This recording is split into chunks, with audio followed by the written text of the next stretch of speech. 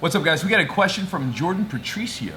He says, hey Chewy, as a new white belt, what should I prioritize when in someone's guard? Posture, breaking grips, or passing? I feel like I can't do both at the same time. Jordan Patricio, thank you for the question, brother. And you're right, you can't do both at the same time. I'm gonna show you some of the basics as far as like prioritization, like what you should be going for, or what I would encourage you to go for, because again, everybody has their own little spin to this stuff. As always, this is my lovely assistant, Mr. Adam Wilson. So you're saying, should we be posturing, should we be breaking grips, or should we be passing? Well, let's start in the worst possible position. Boom, he's got a good cross-collar grip, right? And cross-collars are usually the ones I worry about the most because it's a really good submission grip. If he's just grabbing onto something, it can hold me down, but this has both the ability to hold and also possibly submit me. He's one grip away. So we're down here, we have no posture, we have no grips, and he's in a good spot. So what I would want to do from there is work my hands up until the point where I can break the grips, however I decide to do that.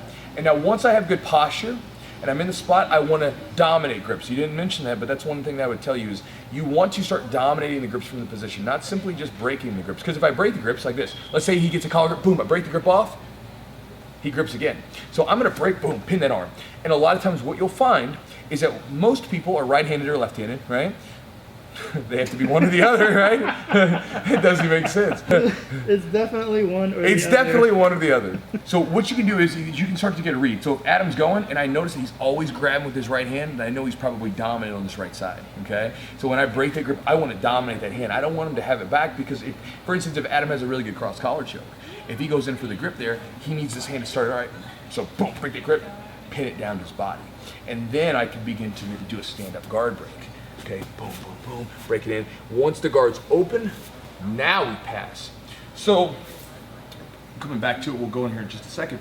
It's not just break, pass, and posture.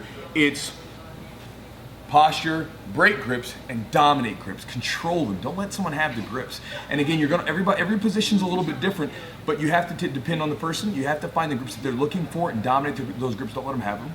After the guard's been broken, boom.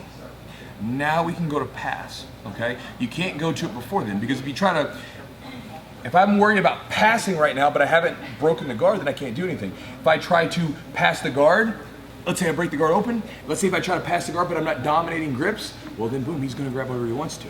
So it's always something to keep in mind. So the prioritization of it would be first to posture and break grips at the kind of the same time, because you might have to do one and the same. Once you get up to a good posture, you're upright, and you're in a good spot, start to dominate the grips and be mindful of what he's trying to grab.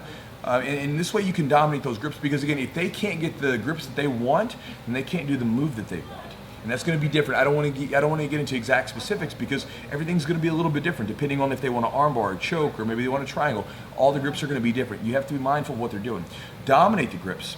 Control that position, and then work on escaping. And again, I tell people this all the time. When you look at guard, look at it as a position like mount, right? Like you need to escape the guard, not pass the guard. Because a lot of times when you're inside of someone's full guard where it's locked, you're in a really bad spot. They have all the submissions. You have, aside from a few exceptions, no submissions.